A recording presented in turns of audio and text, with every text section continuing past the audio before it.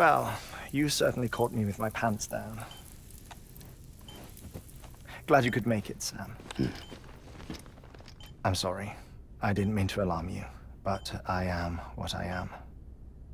Ah, please, lay her down there.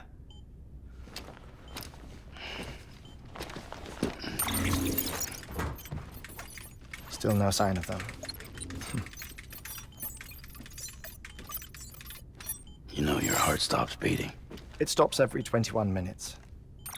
I spend 3 minutes on the beach, and then return. 60 deaths and 60 resurrections per day. 60 opportunities to search the beach for my departed family. This is how I live. This is my life. So, while you've traveled to and from the sea an impressive number of times, my beach count is a little higher.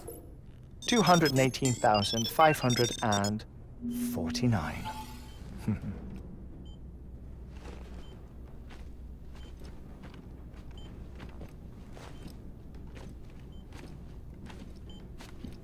I see myself in that crater. My wife and my child. It's like looking at the shape of my heart. The doctors called it myocardial cordiformia. Mine is an especially unusual case. I have pictures. Care to see Heartman's heart-shaped heart? No, you really should. It doesn't run in the family. You know, I never came to terms with their loss. In the days that followed, I became obsessed with an idea that the beach is real and they are on it. I would induce cardiac arrest, 3 minutes at a time, and search for them, day after day after day. Also, you could say goodbye. Quite the opposite. It is said that everyone's beach is different. So what if everyone's afterlife is different too? I find the thought terrifying, spending eternity alone, which is why I decided to find my family and make sure to move on with them. You mean die with them? If death would see us reunited, then yes. But the repeated cardiac arrests took their toll on my heart. The muscle gradually deformed. And after a while, they started calling me the beach scientist. Heartman. I'm glad we could have this conversation. Oh. A body that doesn't necrotize. No sign of decomposition. It's as if she were still alive. The perfect mummy. An impeccable corpse. What's wrong? Where's the other thing you were supposed to bring? Ah, found it. Behold. Wait, dead man. It appears to be an umbilical cord. Human by the looks of it, I think. But this was no ordinary conduit between fetus and placenta. It looks more like a BT's tether. And this was Mama's? Yes. A body that doesn't necrotize and an umbilical cord connected to the beach. These are remarkable discoveries, Sam. Enough to set my sore heart racing. 5 minutes to cardiac arrest. I apologize if our conversation gets cut short. I must go back to the beach and look for my wife and child. One person, one beach. That's the rule. But I'm the exception. My beach is connected to others, as if it were the beneficiary of a coronary bypass. Maybe this twisted heart of mine made it possible. All I know is that I will find them. even if my every visit raises new questions. I'll have my answers one day. One day. 3 minutes to cardiac arrest. The battlefields. The endless wars you found yourself trapped in.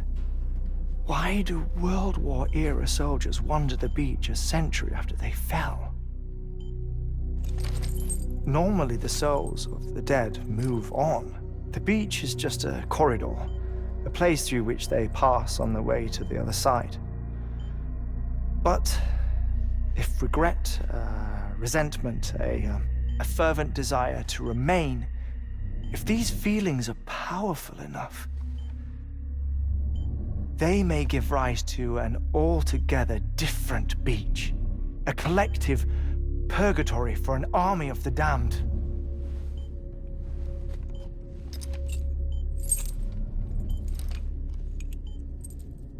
Clifford Unger.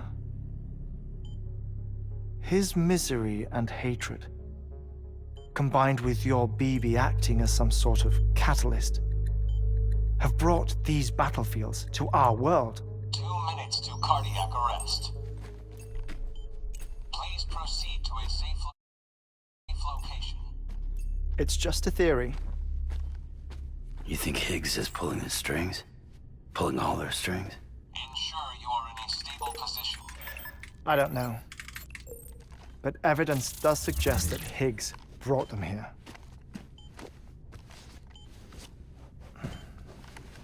1 minute remaining. Please hold on to something secure. Oh, before I forget, I have a favor to ask. Activating lab security measures. Could you just relax until I come back? Time stops on the beach, but not in the scene. Rest assured, it'll only feel like 3 minutes to you. We'll continue this shortly. 5, 4, 3, 2, 1.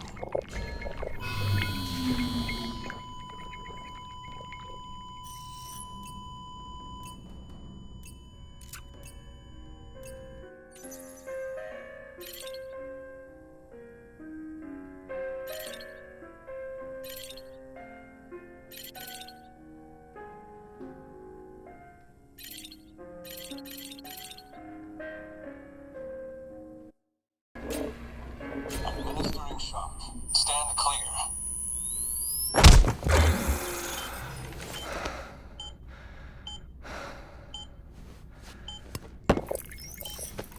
No luck.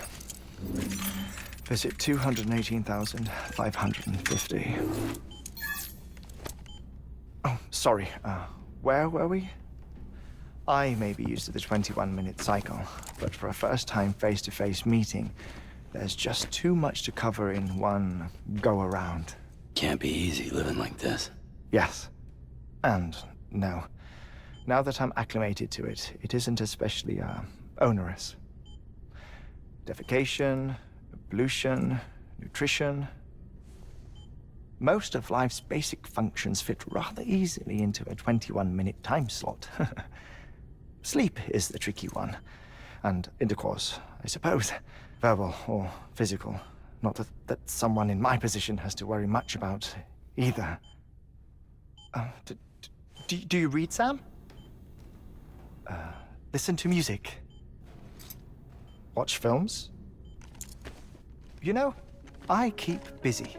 I have a collection of music, television shows, some very interesting short films, and stories. Everything consumable within a 21-minute window. All from before the Death Stranding, of course. But honestly, the 21 minutes I spend here, all downtime, nothing more. Time spent waiting to go back to the search. My body may be present, but my soul is on the beach. I'm already dead. I know that feeling. Lost my family in an accident. Well, I never expected you to open up to me.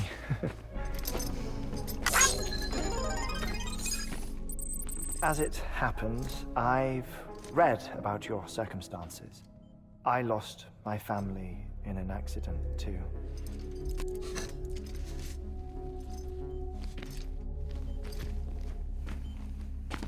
I was in the ICU having heart surgery, out of town, in the city. When it was clear that I was going to pull through, my wife took my daughter back to the house to collect some things for me. And then they were caught in the void-outs. The city and the hospital were spared the worst, but the shockwave knocked out the power and my life support. I woke up on the beach.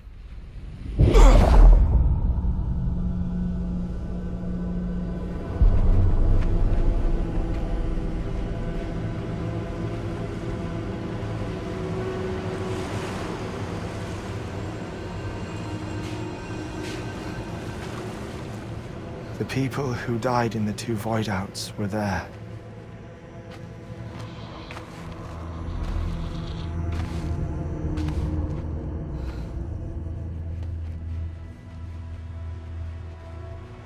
What happened? What's going on?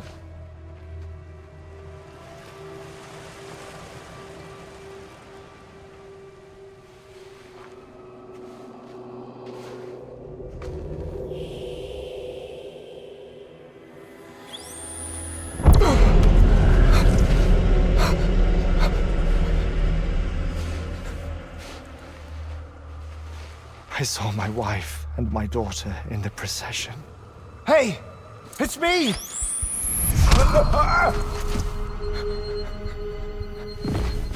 Where are you going?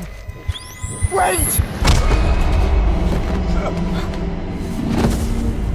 Don't leave without me! No! Don't go! Please, don't go!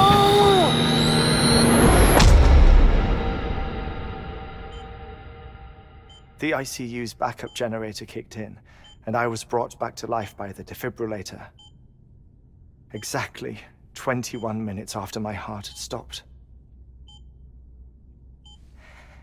And that was the last time I saw my family. It's my damned heart's fault that we were torn apart, but it's also the reason I'll see them again someday. It defines me. I am Heartman.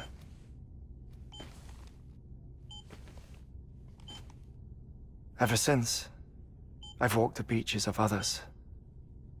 I follow my family's footsteps for a while, and when I get tired, I return here to continue my research. It's funny though, even when my heart stops, the pain lingers. You have any family photographs, Sam? Pity. 5 minutes to cardiac arrest. You mind telling me what I'm doing here before you go back to the beach? Oh, of course. There's a prep-your-own station in this area. Our scientists stationed there are researching material from before the Death Stranding. What kind of material? The Earth has a long memory. It's trying to tell a story, one that goes back to the very beginning, one that not even the Death Stranding could erase. The scientists are all colleagues of mine from the earlier expedition. I'd like you to bring them onto the chiral network. Amelie proposed we establish our research posts along this belt. Despite a worldwide search, this is the only area known to contain fossils from the late Cretaceous period, when the dinosaurs died out. The assumption being that the last ones lived here, and here alone. You see, hiding in the Earth then are memories of a major mass extinction. Clues that could tell us how to survive our predicament. Certainly, that was Amelie's hope as part of the advanced team when she assigned our backup team here. The past informs the present and aids us in building the future. She was careful to impress that upon us before she went west. 3 minutes to cardiac arrest. Shut up. I'm putting you on mute. Sometime later, we began to observe unusual activity in the tar belts outside Edgenot City. Vast quantities of tar began surfacing, spreading, consuming many of my colleagues, as well as a chiral way station. The whole incident defied explanation. You think Higgs is to blame? I don't know, but we needed that way station. It was essential to expanding the chiral network westward. That's why I'm asking you for your help in building a new one.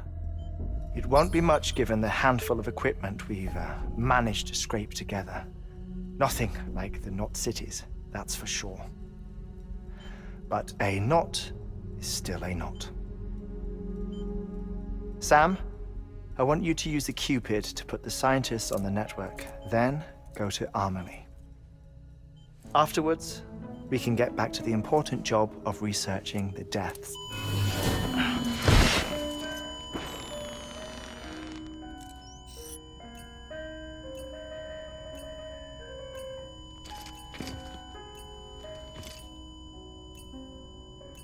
Don't worry about him, Sam. The air mat floor absorbs the impact. I'll unlock the door for you.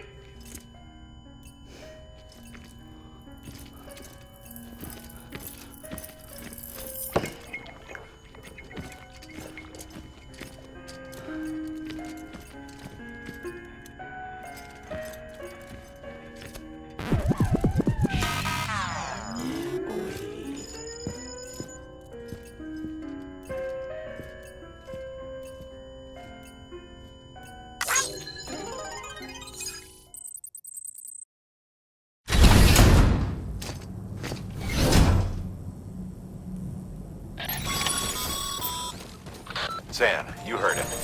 You can grab the order at a delivery terminal.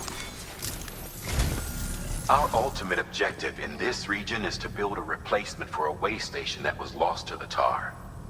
The first step is to put a shelter with our scientists on the chiral network.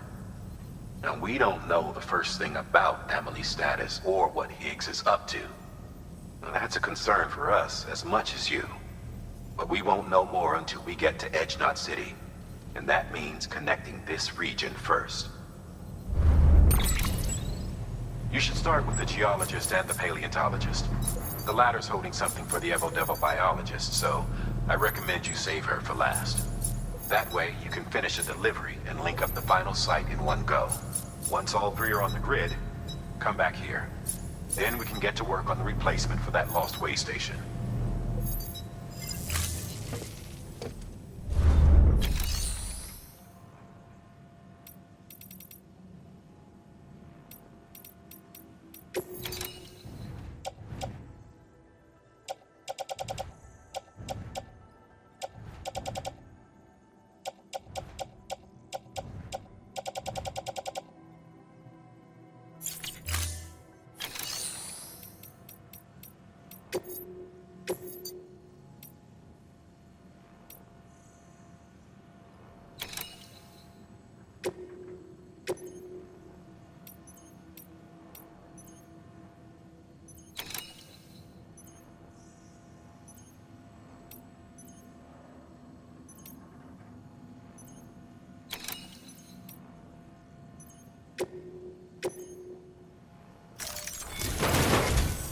A geologist of ours has been studying fossils as part of his research into prehistoric extinction events.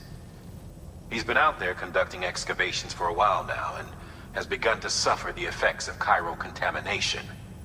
No doubt the result of excessive exposure to chiralium during the dig. Until the site is properly decontaminated, his work can't proceed. Nor will his health improve. So we need you to bring him some chiralium scrubbing agents. Administering shock. Stand clear.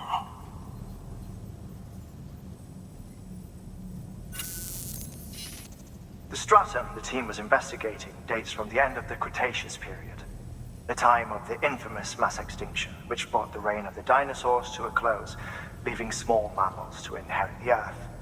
It's the most recent of the Big Five, and one of the largest mass extinctions the world has ever seen. In any event, our team found something truly remarkable. Can you guess what it was? A fossil beach. If that is indeed what it is, then he has made a tremendous discovery. Therefore, Sam, it is essential that you deliver those chiralium scrubbing agents as soon as possible. One more thing, Sam. For this run, you'll be transporting an antimatter bomb. A British paleontologist working on a dig says he needs it. Apparently, the fossils he wants to study are buried deep beneath tar, and the only way he can get to them is by blowing it wide open. Now, hopefully I don't need to tell you to be extra careful when handling high-yield explosives, but in case I do, make sure you keep that container in one piece, no matter what.